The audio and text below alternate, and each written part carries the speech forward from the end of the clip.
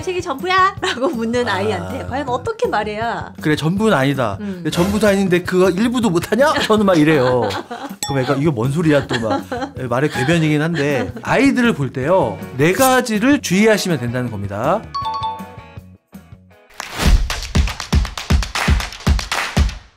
안녕하세요. 온토리TV 민수경입니다. 네, 안녕하세요. 차의대 의학전문대학원 김성호 교수입니다. 네, 교수님 안녕하세요. 네, 안녕하세요. 지난 시간에 이어서 오늘이 2번째 시간. 아, 네. 또 반갑습니다. 오늘은 이제 공부하는 자녀와의 분명히 부딪히는 어떤 지점이 아닌가 싶어요. 아, 아주 많죠. 네. 네네. 공부가 인생이 전부야? 라고 묻는 아이한테 과연 어떻게 말해야 네. 슬기롭게 잘 넘어갈 수 있을 것이냐. 뭐 일단 그렇게 물어본 친구 자녀가 있으면 일단 때리지는 마시고요. 네. 예. 자, 근데 저는 이런 얘기를 좀 드리고 싶어요. 이 본질을 좀 이해하시는 게 전 되게 중요하다고 생각해요. 아이가 이 얘기를 왜 했을까? 어른들도요. 가끔 회사에서 힘이 듭니다. 네. 그러면 와서 남편한테 자식한테 혹시 그런 말 흔히 하죠. 나 회사 이제 그만둘래. 아우 나 진짜 힘들어 죽겠어. 우리 과장님 왜 이렇게 날 갈고 이런 얘기 많이 하실 거예요. 네. 그러니까 이 말의 속뜻은 뭐냐면요. 나 좀 쉬자. 나 좀 쉬고 싶어 지금. 그러니까 그거를 누가 지금 내 상황을 알아주기를 바라는 그런 신호라는 거죠. 예. 학생이니까 당연히 공부를 해야 되는 건데 엄마 나 지금 페이스가 조금 내가 지금 다운인데 엄마 나 지금 그냥 좀 숨 좀 쉬면 안 될까 엄마? 이 표현이에요 사실은. 그러니까 공부를 때려치겠어 이게 아니라 나 지금 너무 좀 쫓기고 그렇죠. 힘든 것 같다. 오히려요. 그렇게 말하는 친구들이 공부에 대해서 더 관심도 많고 지금 스트레스나 방황을 막 하고 있다는 뜻이라고 생각하시면 됩니다. 우리 인간은 생각하지 않고 뭔가를 이루려고 하지 않으면 방황하지 않거든요. 그러니까 얘는 공부 지금 하고 있다는 과정인 거죠. 그래서 이거 그냥 아이한테 그래 그럴 수 있어. 아유 네가 사람인데 안 힘드니? 아이 공부도 좀 그렇게 생각을 해보시는 게 되게 좋을 것 같습니다. 네.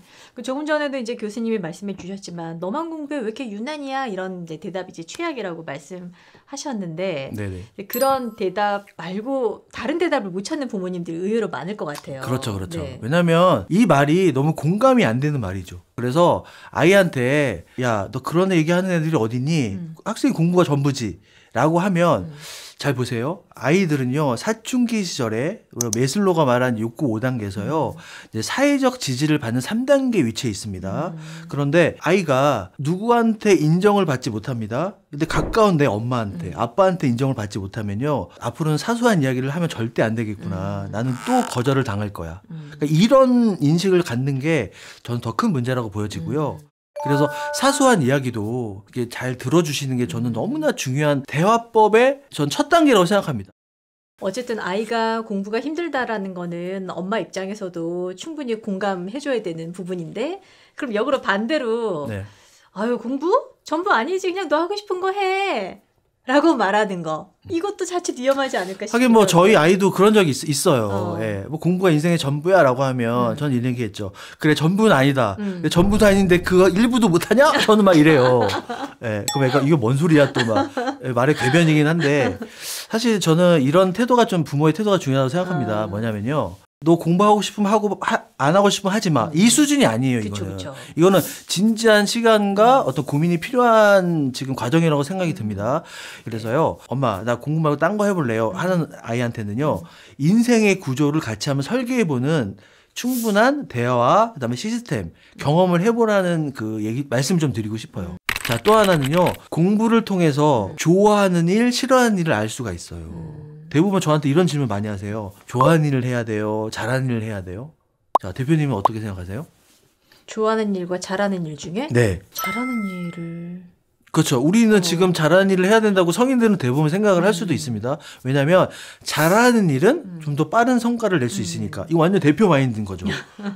근데 대부분의 우리 지금 한국에 있는 직업 턴을 하는 횟수가요. 5에서 6.5회 정도가 됩니다. 인생에 살면서. 대표님도 여러 가지 직업들을 거치셨죠. 저도 한 3-4번. 그렇죠. 네. 근데 요즘에는 제가 뭐라 그랬죠? 호모 헌드레드. 더 길어지기 때문에 수명이 그런 직업의 턴을 많이 하는데요. 그래서 저는 이렇게 생각해요. 공부에 대해서 마음대로 해라고 하는 자체는 공부를 전제로 아무거나 해 이런 말이 되어서는 안 된다는 겁니다. 예를 들어서요. 얘가 랩을 하는 애가 되고 싶대요. 그러면 랩의 대부분의 가사들은 뭘로 되어 있습니까? 영어. 영어네요. 그럼 영어 공부해야 되는 거예요.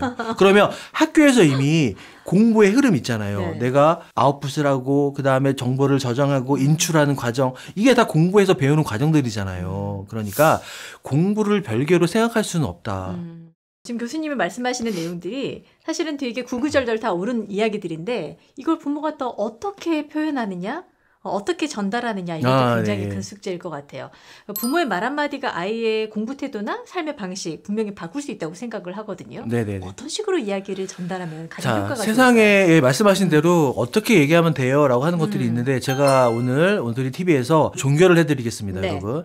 자, 칭찬을 할 때요. 그러니까 아이의 존재로서 인정을 해주는 거예요. 네네. 자, 예를 들어 아이가 축구 시합을 했습니다. 야, 네가 축구 시합에 골도 넣고 야, 니네 팀이 그래서 이겼다. 아주 좋아. 자, 이거는 뭐죠? 골을 넣어서 이겼어. 그래서 팀이 승리했습니다. 결과에 대한 평가죠. 그렇네요. 그렇죠. 이런 평가는 아이한테 그렇게 와닿지 않습니다. 아빠가 보니까 우리 아들이 이렇게 축구를 열심히 하는 거 좋아하는지 몰랐어. 야, 너 이렇게 열심히 하니까 아빠가 너무 기분 좋다. 자, 이거는 제가 어떤 칭찬한 거죠? 이 아이가 하는 행위 자체에 그렇죠. 대해서. 이 존재로서. 엄마, 나는요, 엄마가 회사 일을 하실 때 이렇게 막 직원들과 회의하고 열심히 하고 엄마가 막 뭔가를 막 고민하는 모습이요. 엄마 너무 멋져 보여요. 이렇게 얘기하는 것과 엄마가 일을 하니까 우리 집에 돈이 많아서 좋아요. 이거 어떤 게 여러분 이제 느끼시죠? 와, 입장 바꾸니까 확 와닿네요. 그렇죠. 자, 그 다음에 아이가 오늘 배운 거에 대해 복귀할 수 있도록 이렇게만 하시면 돼요. 오늘 학원 선생님하고는 괜찮았어? 오늘 배운 거 어떤 거 기억나? 자, 이거를 질문하는 순간 아이는 만약에 아이가 학원에 집중하지 못했다면 엄마가 오늘 뭐 배웠어라고 했을 때 나 집중하지 못했는데 이런 자기 반성을 하게 되겠죠. 그러니까 엄마들이 아까 제가 말씀드린 것처럼 말을 잘하려고 하지 마세요. 잘 말하는 게 중요하다. 자, 그 다음에 공부란 걸 하면 이 도구로 할 수 있는 것들이 되게 많이 있어. 그러니까 이런 의미 전달을 저는 계속 해줄 필요가 있다. 공부는요, 저는 이런 얘기 맨날 합니다. 공부는 원래 재미없습니다, 여러분. 공부 재미셨습니까? 아니요. 예. 저도 교수인데요. 공부 재미없어요. 노는 게 재밌습니다. 이건 맞는 말이에요. 근데 이런 애한테, 야, 공부에 재미를 붙여봐. 아우, 너 수학에 재미가 없니? 재미없어요. 하나도 와닿지 않을 것 같아요. 그렇죠. 그러니까 공부는 제가 말씀드린 것처럼요. 원래 재미없다가 전제입니다. 예. 그러니까 제가 제일 말씀드릴 때 이런 얘기예요. 어머니들이 수학과 나오시고 영어과 나오시고 예, 알겠습니다. 근데 엄마표 공부는 언제까지? 그냥 초등 전까지만 하셔라. 그러니까 엄마들이 이런 환경에 보상 심리가 있어요. 내가 수학을 못했잖아요, 엄마가. 그러면 우리 아이를 수학학원을 뺑뺑이를 돌립니다. 왜요? 나 닮아도 수학 못할까봐. 아, 근데 엄마 닮아서 실제 못하는 거 아니에요? 뭐 그럴 수 있습니다. 네, 그럴 수 있습니다. 네. 하지만 그 이따 드릴 텐데요. 일단 공부가 싫을 수 있어. 근데 그 마음 너무 이해된다. 야. 감정의 문을 열어주세요. 예. 되셨죠? 자, 두 번째 단계. 네. 자, 공부 원래 재미없어. 그러니까 이걸 참고하는 거, 네가 지금 하고 싶은 걸 하기 위한 뭐라고요? 도구라는 거. 아이가 원하는 거를 할 수 있고, 내가 모르는 세상을 접할 수 있는 기회? 뭐 이렇게 좀 정해드린다면, 공부는요, 그거를 할 수 있는 하나의 도구라고 생각하라고 아이한테 전달해 주시면 돼요. 그래서 결론은 이런 겁니다. 아이들을 볼 때요, 네 가지를 주의하시면 된다는 겁니다. 네 가지요. 자, 충조 평판입니다. 자, 충은 뭡니까? 충고. 그렇죠. 예. 자, 기분 나쁘게 생각하지 말고 들어. 이건 조언인데 조언하지 마세요. 그러니까 앞에 꼭 붙잖아요. 이거 기분 나빠하지 말고 들어. 기분 나빠요. 그러니까 하지 마시라고요.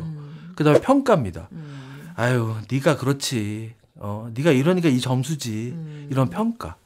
네, 판단은 뭐냐면 이게 되게 무서운 건데 우리는 일상에서 하는 행동과 말이나 사고는요, 무의식이 90%입니다. 엄마가 이미 자녀를요, 아유, 얘는 이 정도밖에 안 돼. 이렇게 판단을 해버렸어. 그러면 엄마는 그렇게 표현은 안 했지만, 아유, 거기까지 했으면 됐어. 건강하면 되지 뭐. 이렇게 나올 수 있다는 겁니다. 그래서 제가 좀 주장하고 싶은 한 줄 키워드는요, 네. 세상에 어떤 텍스트나 말로 사람을 바꾸는 대화법은 없다. 이걸 전제하시고요. 중요한 건 뭐다? 진정성입니다. 진정성. 교수님, 내 아이로부터 공부가 인생의 전부야? 라는 질문을 받았을 때 다른 거 다 제끼더라도 요거 하나만 꼭 한번 실천해 보세요. 이렇게 한번 멘트 하시면 아이들하고 충분히 좀 공감하고 소통할 수 있을 겁니다. 최고의 대답 뭐가 있을까요?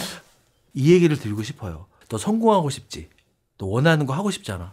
그거 하는 게 바로 하나의 요소가 바로 공부라는 거야. 인생을 원하는 대로 살고 싶다면 그 중에 하나의 선택지는 공부가 될 수 있다. 이건 분명한 사실입니다. 네. 네. 어떻게 보면 살아가는 데 있어서 굉장히 긴 시간을 우리가 이제 인생을 살아가는데 공부라는 기본기가 있어야 그 위에 내가 무엇을 더 얹거나 변경을 하거나 또 다른 길로 이렇게 돌아서거나 할 때 유용하게 다 작동이 되지 않을까라는 생각이 좀 들었습니다. 아, 그럼요. 네, 네. 예. 오늘 함께해 주셔서 너무 감사드립니다. 아, 네. 네, 다음에 기회가 된다면 또 모시고 네. 이야기를 나눠보도록 하겠습니다. 저희 여기서 인사드릴게요. 고맙습니다.